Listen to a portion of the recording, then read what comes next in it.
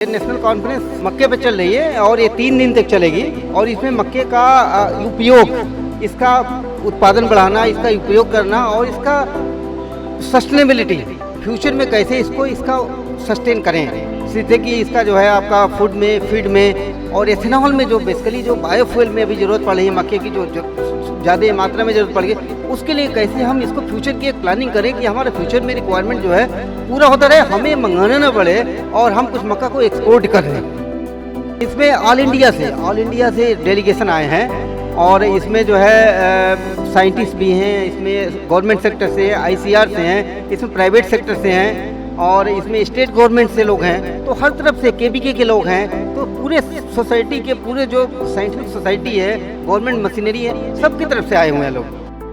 मेज़ की जो डिमांड है उसको हम मीट आउट कर सकें और इस बार इस कॉन्फ्रेंस में फोकस हो रहा है बायो एथेनॉल पे, जिसको बायोडीजल भी आप बोलते हैं। वो एक कंप्लीट सेशन होगा कि कितनी रिक्वायरमेंट है। हमें 60 मिलियन टन मेज़ चाहिए इन नेक्स्ट 5 ईयर्स और हमारा जो प्रोडक्शन इस वक्त है वो 38 million ton, that means 20 ton और 20 मिलियन टन और चाहिए। तो वो कैसे आएगा, उस पर इस कॉन्फ्रेंस में बात हुई डिटेल्स।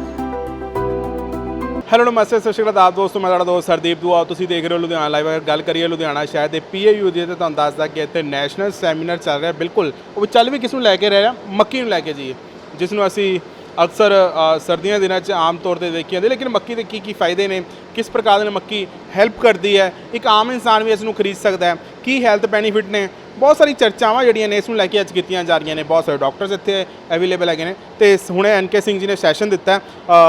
सर अगर बात करें, आप उत्तराखंड से आए हैं तो बहुत बहुत स्वागत है आपका। धन्यवाद। आपका अंदर का सेशन आज का। सबसे पहले मैं ये बताइए कि नेशनल कॉन्फ्रेंस जो चल रही है ये किस चीज़ पे चल रही है, किस टॉपिक पे चल रही है और ये कितने दिनों तक चलेगी, किस किस चीज़ों पे बातें चर्चाएं इसमें होगी? जी, ये नेशनल कॉन्फ्रेंस मक्के पे चल रही है और ये 3 दिन तक चलेगी और इसमें मक्के का उपयोग, इसका उत्पादन बढ़ाना, इसका उपयोग करना और इसका सस्टेनेबिलिटी फ्यूचर में कैसे इसका सस्टेन करें, जिससे कि इसका जो है आपका फूड में, फीड में और एथेनॉल में जो बेसिकली जो बायोफ्यूल में अभी ज़रूरत पड़ रही है, मक्के की जो ज़्यादा मात्रा में ज़रूरत पड़ गई, उसके लिए कैसे हम इसको फ्यूचर की एक प्लानिंग करें कि हमारे फ्यूचर में रिक्वायरमेंट जो है पूरा होता रहे, हमें मंगाना ना पड़े और हम कुछ मक्का को एक्सपोर्ट कर दें।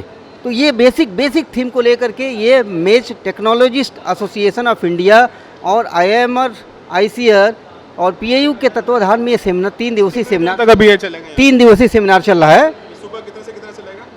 सुबह 9 बजे से लेकर के शाम को 5 बजे तक के सेशन चलेंगे। तो कहाँ से सब यहाँ डेलीगेशन आए? इसमें ऑल इंडिया से डेलीगेशन आए हैं और इसमें जो है साइंटिस्ट भी हैं, इसमें गवर्नमेंट सेक्टर से, ICR से हैं, इसमें प्राइवेट सेक्टर से हैं और इसमें स्टेट गवर्नमेंट से लोग हैं, तो हर तरफ से KBK के लोग हैं, तो पूरे सोसाइटी के पूरे जो साइंटिफिक सोसाइटी है, गवर्नमेंट मशीनरी है, सबकी तरफ से आए हुए हैं लोग। अच्छा, अभी बात करें तो क्या कंडीशन है अभी हमारे देश की, अगर बात करें मक्की की? अभी मक्के का उत्पादन हमारा बढ़ रहा है, कंटिन्यूस बढ़ रहा है। अभी देखिए मक्के का करीब 10 मिलियन हेक्टेयर एरिया हो गया है, हमारा प्रोडक्शन करीब 36-37 मिलियन हेक्टेयर हो गया है, जो काफ़ी अच्छा है। लेकिन अभी भी हमको कम से कम जो है 8 से 10 मिलियन हेक्टेयर हमको अगले 2-3 साल में चाहिए, जिसकी वजह से हम जो है जो हमारी जो बायोफ्यूल की जो एडिशनल रिक्वायरमेंट बनी है, E30 गवर्नमेंट ऑफ इंडिया का एक मिशन प्रोग्राम है, जिसमें एथेनॉल 30% पेट्रोल में ब्लेंड होना है, एथेनॉल, बायो एथेनॉल, उसमें मेज़ का एक बहुत बड़ा रोल है। तो उस मेज़ कहाँ से आएगा, मेज़ का जब प्रोडक्शन बनेगा, अगर ज़्यादा हमने मेज़ को यूज़ कर लिया तो फीड में कम हो जाएगा, फूड में कम हो जाएगा, इसलिए हम एडिशनल प्रोडक्शन करके उस एडिशनल जो प्रोड्यूस होगा मेज़ को, उसको हम फीड के लिए वो बायोफ्यूल के लिए जाएगा, जिससे कि हमारी जो आयात जो होता है ना फॉसिल फ्यूल का, उस पर डिपेंडेंसी कम होगी, करेंसी बचेगी और हमारे किसान को भी अधिक से अधिक आय मिल पाएगा, अच्छा मूल्य मिलेगा, तो आय बढ़ेगी उसकी। इसको लेकर अभी क्या मतलब कह लो कि क्या क्या एक्टिविटीज़ की जा रही हैं, किस प्रकार के अवेयरनेस सेमिनार किए जा रहे हैं ताकि आने वाले 2 सालों तक ये टारगेट जो अचीव हो जाए हमारा?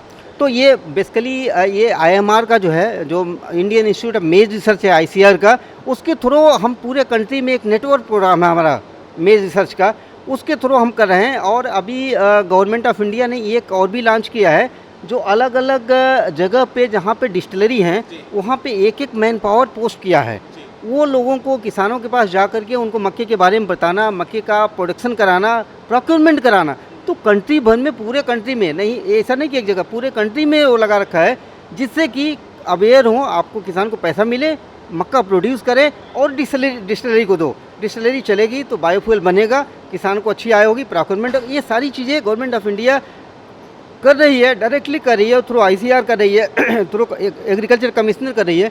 तो इस तरह का उनका प्लानिंग है पूरे कंट्री में, और करने वाले लोग साइंटिस्ट लोग हैं, और जो टेम्पररी स्टाफ है, यंग प्रोफेशनल हैं, जूनियर रिसर्च फेलो हैं, सीनियर रिसर्च फेलो हैं, उनके थ्रू ये सारा इम्प्लीमेंट हो रहा है। किस प्रकार से आप अवेयर करा रहे हैं इन चीज मक्के को लेकर, बिकॉज मक्का जो है हमारा वो किस किस सेक्टर में भी इस्तेमाल किया जा रहा है? मक्का अभी जो मेजर जो अपने कंट्री में करें और विदेशों में करें, तो ऑलमोस्ट 50% मक्का जो है फीड में जाता है, पोल्ट्री फीड में जाता है, लाइव स्टॉक फीड। भाई जानवर के लिए चाहिए पोल्ट्री, आज हमको चिकन मिल रहा है, तो चिकन के लिए हमारा मक्का जो है मेज स्रोत है।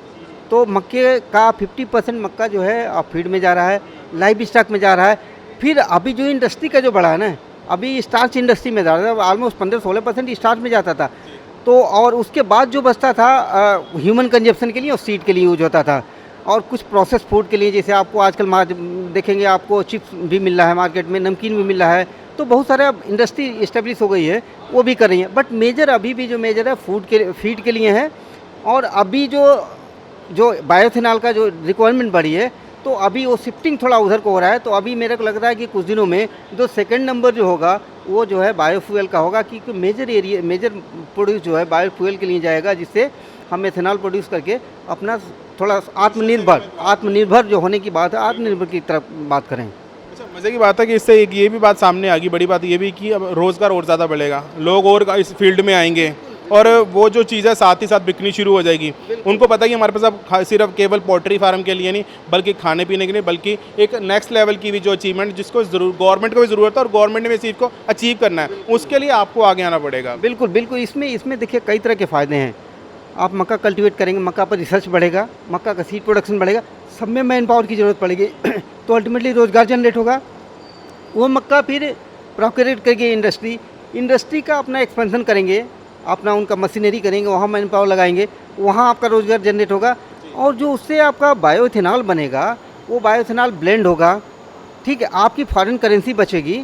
और सबसे बड़ा चीज़ होगा, जो फॉसल फ्यूल से जो इन्वायरमेंटल पॉल्यूशन होता है ना, वो आपका बचेगा। जो आपका सस्टेनेबिलिटी की हम बात कर रहे हैं, इन्वायरमेंटल सस्टेनेबिलिटी तभी होगा ना जब हम कहाँ इस्तेमाल करेंगे अगर बात करें? बायोइथेनॉल का अभी एथेनॉल का हम इस्तेमाल हो रहा है। हाँ, ऑलरेडी E20 प्रोग्राम चल रहा है, उसको E30 में जा रहा है। E30 मीन्स एथेनॉल जो 30% ब्लेंड होगा आपका जो पेट्रोल है, पेट्रोल जो अभी फॉसल फ्यूल से अभी हम सारा इंपोर्ट करते हैं ना, उसमें हम जैसे अब ये 70 लीटर पेट्रोल होगा, उसमें 30 लीटर हम बायोइथेनॉल डालेंगे, तो इसको E30 की बात करते हैं। E30 मीन्स 30% ब्लेंडिंग आपने पेट्रोल में कर दिया, और वो बायोइथेनॉल मतलब प्लांट से आया है, और 70% फॉसल फ्यूल से है। तो हमारा थोड़ा एक तो रिक्वायरमेंट फॉसल फ्यूल का कम होगा, हमारी करेंसी बचेगी, और दूसरा जो है पॉल्यूशन भी कम होगा। तो ये कई तरह के फ़ायदे हैं। रोज़गार के साथ साथ जो हमारा इन्वायरमेंटल सस्टेनेबिलिटी की बात करते हैं, इन्वायरमेंटल प्रोटेक्शन की बात करते हैं, क्लीन इन्वायरमेंट की बात करते हैं, तो ये सारे तरफ एक जो है अच्छा एक मौका है। अच्छा एक ऑलरेडी बहुत सारे कंट्री में यूएस वगैरह में लोग यूज कर रहे हैं, बायोइथेनॉल यूज कर रहे हैं।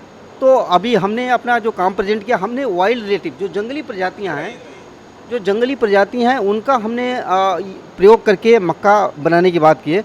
और हमने एक मक्का ऐसी मक्का बनाई है जो दुनिया में पहले मक्का है, पहला हाइब्रिड है, जिसका नाम DFS2 है। और उस मक्के में मल्टी टीलर होता है। मक्का नॉर्मली टीलर नहीं होता है, आप देखेंगे मक्के के पौधा देखेंगे तो एक ही स्टेम होता है, लेकिन हमने जो मक्का बनाया उसमें कई टीलर होते हैं, आप 2-3 टीलर आप पाओगे। तो पहले मक्के की वैरायटी है जिसमें मल्टी टीलर है। साथ लेके आए हो? हैं? मक्का नहीं, वो तो यहाँ लगा हुआ है, यहाँ पे लगा हुआ है। और दूसरा जो उसका एडवांटेज है, मक्का को कट करते हैं तो रीग्रोथ नहीं होता है। मक्का चारे के लिए जब कट करिए ना, एक ही बार, हमने जो मक्का बनाया है उसको आप कट करिए, वो रीग्रोथ होता है। तो मल्टी कट मक्का हो गया, दुनिया का पहला मक्का है, मल्टी कट है। आप यहाँ पे देखिएगा, पूछिएगा साइंटिस्ट लोगों से, तो पहला मक्का जो मल्टी कट है।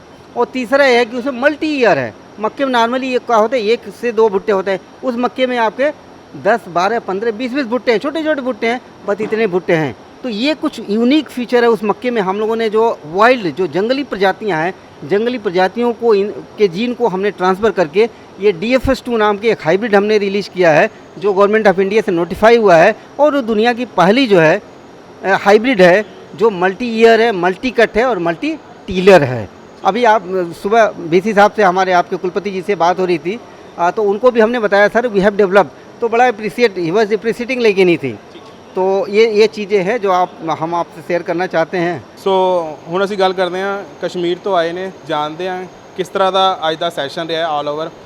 सर क्या नाम है, सबसे पहले बताइए। डॉक्टर ज़हूर अहमद डार, स्क्वाश कश्मीर। सर अगर बात करें किस प्रकार के मक्के ऊपर सेशन इस समय अंदर चल रहे हैं?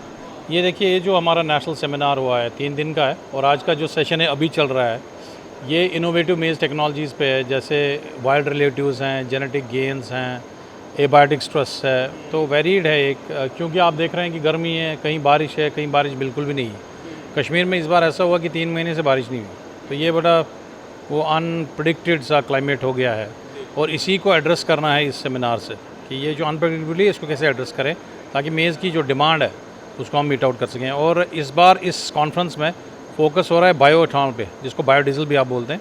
वो एक कंप्लीट सेशन होगा कि कितनी रिक्वायरमेंट है। हमें 60 मिलियन टन मेज़ चाहिए इन नेक्स्ट 5 ईयर्स, और हमारा जो प्रोडक्शन इस वक्त है वो 38 million ton, that means 20 ton और 20 मिलियन टन और चाहिए। तो वो कैसे आएगा, उस पर इस कॉन्फ्रेंस में बात हुई डिटेल्स। तो क्या निकल के आ रहा है? हर कोई अपने व्यूज़ बता रहा है किस प्रकार से हम इसको अपडेट कर सकते हैं। जैसे आपने कहा कि अभी बारिश बहुत कम हुई है, उसके भी आप समाधान यहाँ से लेके जाएंगे, क्या कर सकते हैं? देखिए, क्या है कि ऐसी मक्का डेवलप हो जो अगर बारिश कम भी हो तो उसका यील्ड ज़्यादा ना गिरे, जिसको आप ड्राउट रेजिलियंस या मॉइस्चर स्ट्रेस रेजिलियंस बोलते हैं। एक तो वो रहा, एक हमारे पोल्ट्री का काफ़ी डिमांड आ रहा है, तो उसकी तरफ फोकस होना चाहिए। बायोफोर्टिफाइड मेज़ शुड बी अ पार्ट। आपका स्टार्च, हाई स्टार्च मेज़ या इवन साइलेज के लिए पंजाब, हरियाणा, वेस्टर्न यूपी में बहुत मार्केट है। साइलेज के लिए हमें मेज़ चाहिए, उस पर एक सेशन हो रहा है यहाँ। डॉक्टर एनके सिंह अभी जो बंदनगर से हैं, उनका एक हाइब्रिड बहुत अच्छा जा रहा है, DFH2 करके, जो एक फर्स्ट टिलरिंग हाइब्रिड है इन एशिया बल्कि इन वर्ल्ड।